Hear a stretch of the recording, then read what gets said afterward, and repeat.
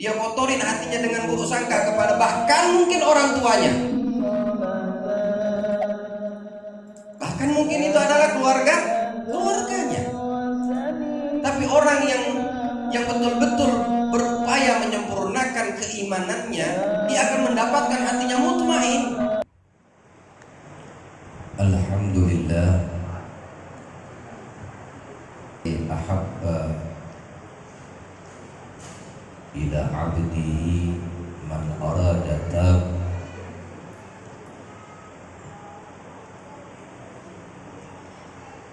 wa yastaslimuna fi jami'i makhluqihi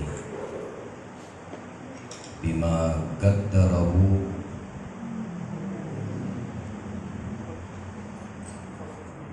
bima katab wa huwal qailu yaqul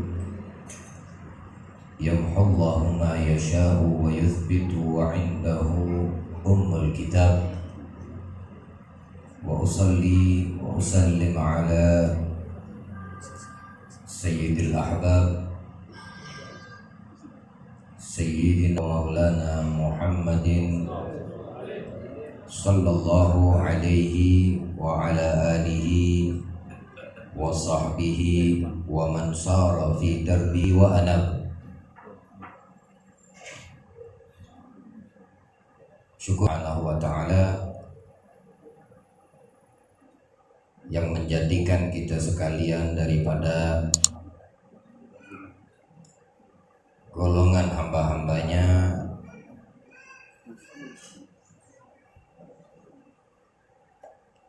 yang mendapatkan kemuliaan untuk menghidupkan waktu antara maghrib dan isya dengan memanjatkan zikrullah dan melantunkan sholawat kepada Sayyidi Rasulullah Muhammad bin Abdullah,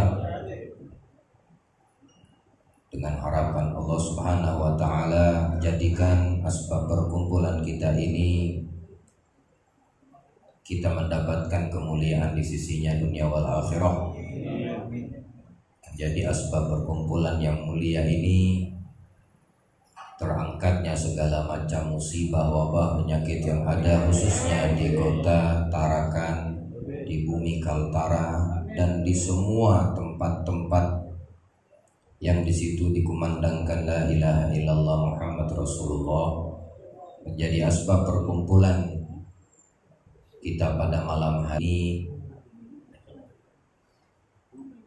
farahatan, kebahagiaan yang membuat tersenyumnya Nabi kita Muhammad alaihi salam, dan menjadi sebab daripada terkabulnya segala hajat kita, baik hajat dunia dan hajat akhirah, birahmatika ya arhamar rahimin. Ikhwani rahimakumullah, Allah Subhanahu wa ta'ala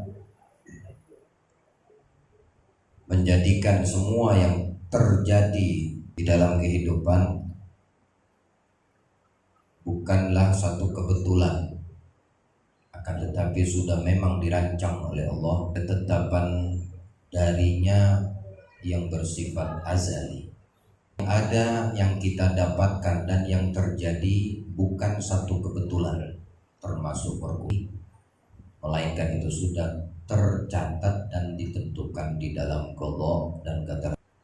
Maka dari itu Allah Ta'ala di dalam Al-Quran menegaskan dan memberikan kepada kita ahli agar kita meyakini bahwa semua yang telah menjadi ketetapan Allah termaktub dan tertulis di dalam Al-Quran. Yang Allahumma, Dia Allah menghapus yang dikehendakinya, wa yuthbitu, dan juga Dia Allah menetapkan apa yang dikehendakinya. Yamhullahu ma yasha wa yuthbitu wa 'indahul kitab, dan begitu juga di sisi Allah Al-Kitab, arti sudah ditetapkan olehnya.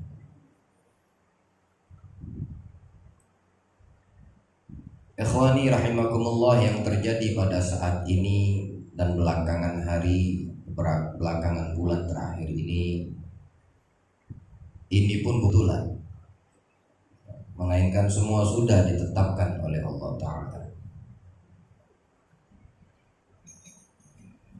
Wabah, penyakit, apapun itu namanya,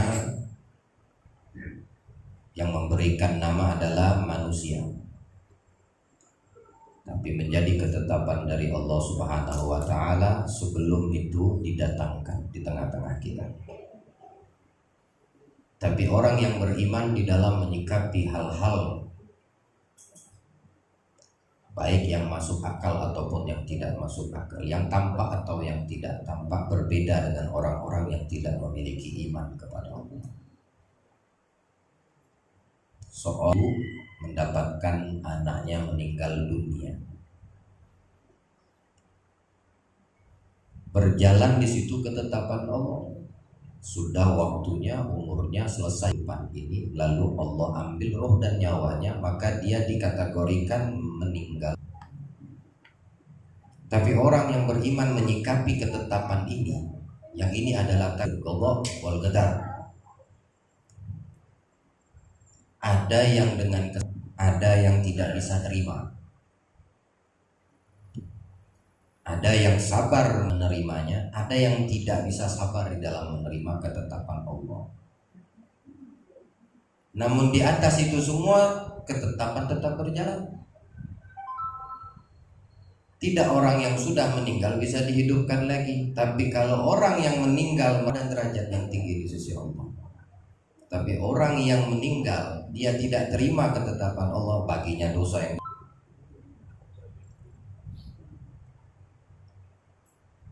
ada beredar sekarang ini di tengah-tengah kita, juga termasuk bagian daripada ketentuan yang sudah ditetapkan oleh Allah. Kita lupa dan lalai dari firman-Nya yang mengatakan yamhullah, dia yang bisa menghapus semua yang dikehendakinya. Ma yasha, apapun, jadi apapun, ada terkecuali. Kalau Allah berkehendak menghilangkan ini wabah, hilang.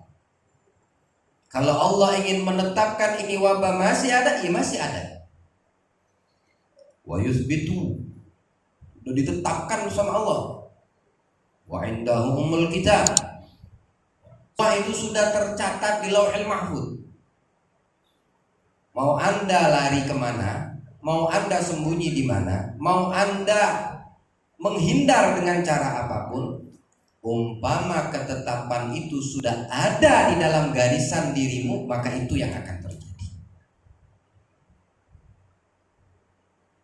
Cuma permasalahan ikhwani rahimakumullah, ketakutan yang ada pada diri setiap manusia itu kadang kapasitasnya melebihi rasa takutnya kepada Allah. Kita tidak menafikan rasa takut, karena itu juga sudah bagian daripada ketentuan Allah. Rasa takut pada diri orang yang bermanusia, atau pada binatang, atau pada yang terlihat dan tidak terlihat, itu sudah menjadi ketetapan dan ketentuan dari Allah. Walanabluwannakum bisyai'in. Pertama, kami akan beri ujian, kata Allah. Akan kami selipkan, kami akan berikan, kata Allah, kepada manusia, kepada makhlukku, kata Allah. Apa? Bisyai'in minal khauf. Yang pertama rasa takut manusiawi. Kalau ada rasa orang mempunyai rasa takut. Wa naqsim minal amwal, takut miskin. Intinya ini rasa takut juga menjadi ketetapan dari Allah untuk setiap manusia. Wa basyiris sabirin, tapi Allah di situ menjelaskan, bahagia engkau wahai orang yang bersabar. Rasa takut ada, diberikan yang tidak diinginkan, tapi dia bersabar, ada baik. Dia seorang pengusaha, tiba-tiba bangkrut, yang ditakutkan adalah kefakiran dan kemiskinan, tapi dia dapatkan itu, cuma dia sabar. Wa basyiris sabirin. Apa kabar baiknya? Alladzina idza asabathum musibah, yang mana ini orang kalau didatangkan musibah, qalu inna lillahi inna ilaihi raji'un. Ikhwani, seperti yang saya gambarkan tadi, ada keluarga kita yang meninggal. Adakah di antara mereka yang mampu menghidupkan yang sudah meninggal? Tidak ada yang bisa kecuali atas izin Allah. Berarti itu kematian sudah ketetapan dari Allah. Tapi yang ditinggal sabar atau tidak sabar, terima atau tidak terima, itu menjadi bagian pilihan untuk yang masih hidup. Kalau dia sabar, dia dapat pahala dan derajat. Tapi kalau dia tidak terima, dia mendapatkan dosa di sisi Allah karena tidak bisa menerima apa yang telah ditetapkan oleh Allah Subhanahu wa ta'ala. Nah, jadi qada dan qadar Allah ini tidak bisa dihilangkan imaninya, namun mengimaninya dengan sempurna keimanan kita. Allah kasih kita akal, Allah kasih kita akal untuk berpikir, untuk bisa tidak kita menjadi orang-orang seperti yang memiliki keyakinan Al-Qadariyah atau Jabriyah ataupun Mu'tazilah. Semua atas pilihan manusia itu sendiri. Dan tidak mempercayai ketetapan qada dan qadar Allah. Kita ahli sunnah wal jamaah meyakini terhadap ketentuan qada dan qadar Allah ini, Allah al-ikhtiyar. Tidak mungkin orang tidak bisa membedakan gerakan sehat sama gerakan orang yang sakit. Masing-masing bergerak. Tapi dengan akal yang Allah berikan kepada kita bisa membedakan ini gerakan orang sakit, ini gerakan orang tidak sakit. Dengan akal itu. Ada rasa takut kita terhadap wabah yang saat ini menyebar luas.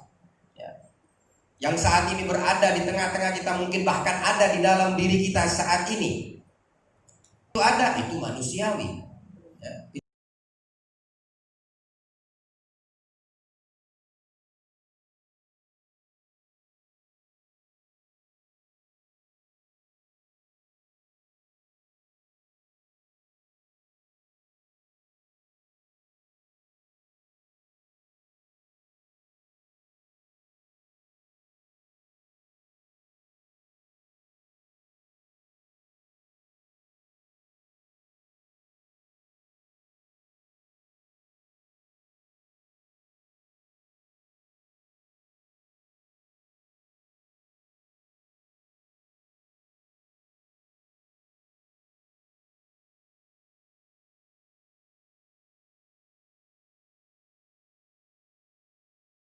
Itu tabiat manusia.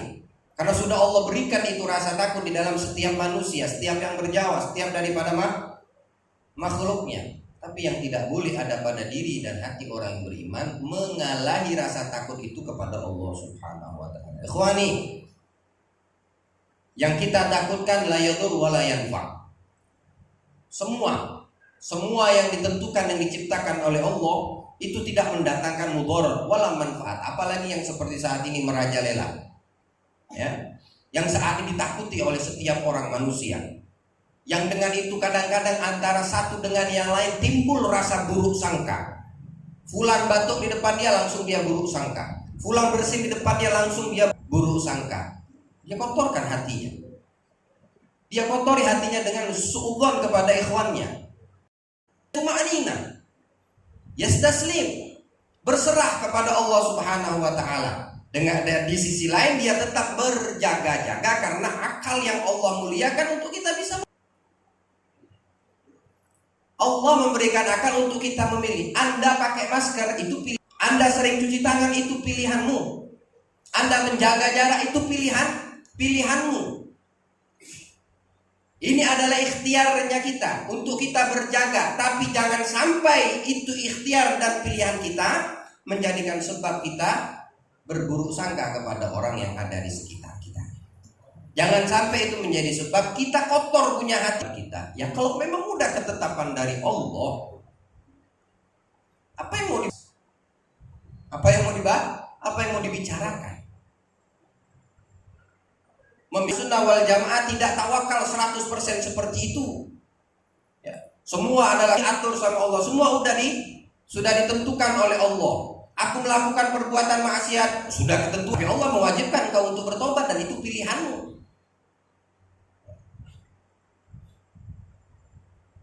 Ada satu orang memukul kita, tiba-tiba memukul kita. Tidak ada asbab, tiba-tiba dia mukul kita.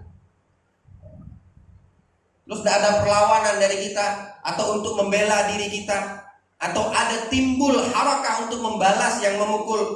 Lalu dia mengatakan, udahlah ini udah ketentuan Allah, kau pernah pukul olehku. Kita punya pilihan, kita dikasih akal sama Allah untuk memilih.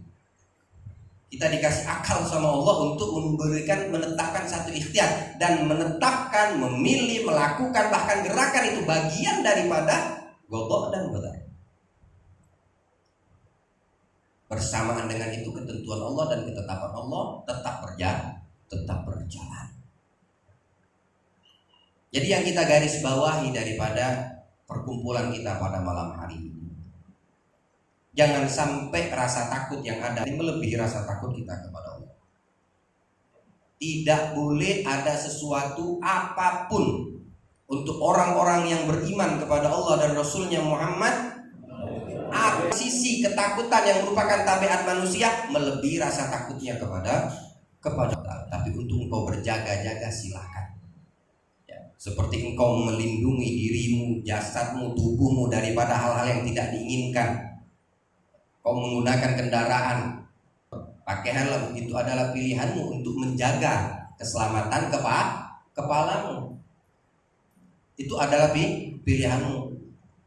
Tapi untuk sesuatu yang tidak tampak, untuk sesuatu yang tidak bisa mukasyafa bil ain, yang sekarang ini sedang menyebar, mewabah, yang dibuat manusia semuanya takut sampai dia takut melebihi takutnya kepada Allah Ta'ala.